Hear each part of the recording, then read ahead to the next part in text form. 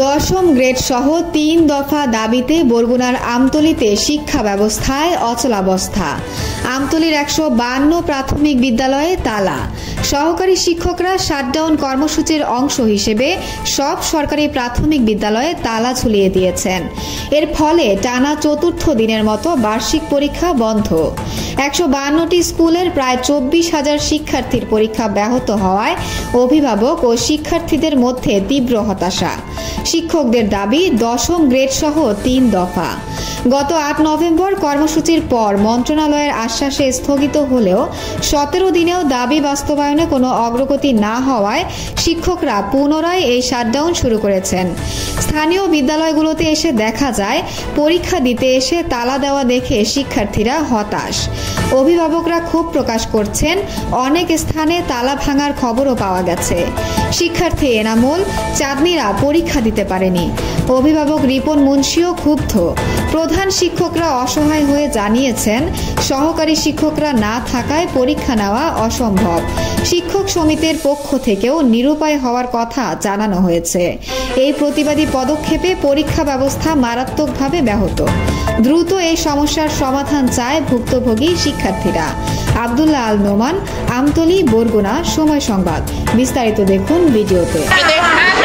উপজেলা নির্বাহী অফিস, সহকারী কমিশনার ভূমি, উপজেলা শিক্ষা অফিসার এবং সহকারী উপজেলা শিক্ষা অফিসারের সাথে তাৎক্ষণিকভাবে আলোচনা করি এবং সহকারী উপজেলা শিক্ষা অফিসারকে তাৎক্ষণিকভাবে আমার বিদ্যালয়ে পাঠায় এবং অভিভাবকরা তালাবদ্ধ যে আমার রুম সেটা ভেঙে আমাকে কাগজ এবং পোস্ট বের করে দেওয়ার পর আমি আবার পুনরায় পরীক্ষা শুরু করি। আমরা সহকারী শিক্ষকদের এই কর্মসূচিকে আমি ব্যক্তিগতভাবে সমর্থন করি। তাদের 10ম গ্রেড 11তম গ্রেড বাস্তবায়ন হোক, এটা আমি সমর্থন করি। কিন্তু এই কোমলমতি ছাত্রছাত্রীদের কথা চিন্তা করে আমি সহকারী শিক্ষকদের সাথে যে একটা দূরত্ব সৃষ্টি হয়েছে এই কর্মসূচিকে ঘিরে, সেই কর্মসূচি অবিলম্বে তাদের দাবি দেওয়া বাস্তবায়ন করে আমাদের সাথে এই দূরত্ব কমানো হোক। আমরা এখন অসহায় হয়ে যাচ্ছি। আমার বিদ্যালয়ে 18 জন শিক্ষক, সেখানে আমার একার পক্ষে এই পরীক্ষা নেওয়া সম্ভব না।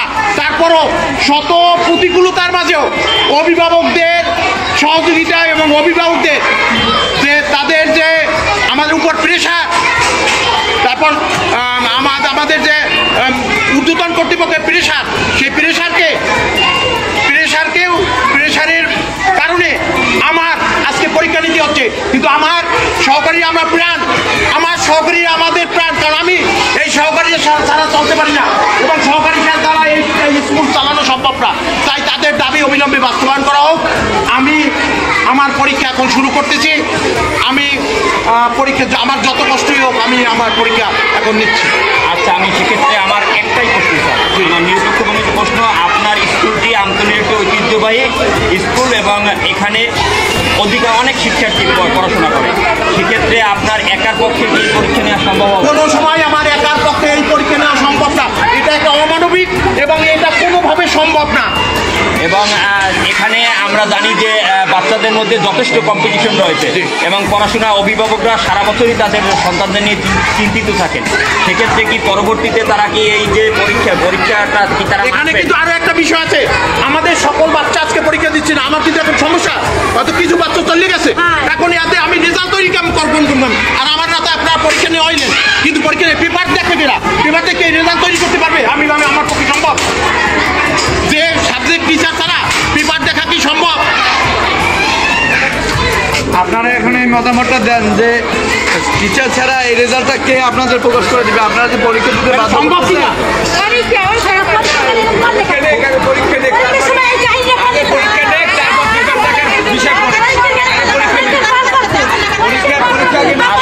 আচ্ছা, আমি একটু আমার আবারও জানতে চাই, আপনারা যারা লাইভে আমার সাথে যুক্ত হচ্ছেন আপনাদের জ্ঞাতার্থে জানাচ্ছি যে আমতলীতে সহকারী শিক্ষকদের প্রাথমিক সহকারী শিক্ষক তারা শিক্ষকরা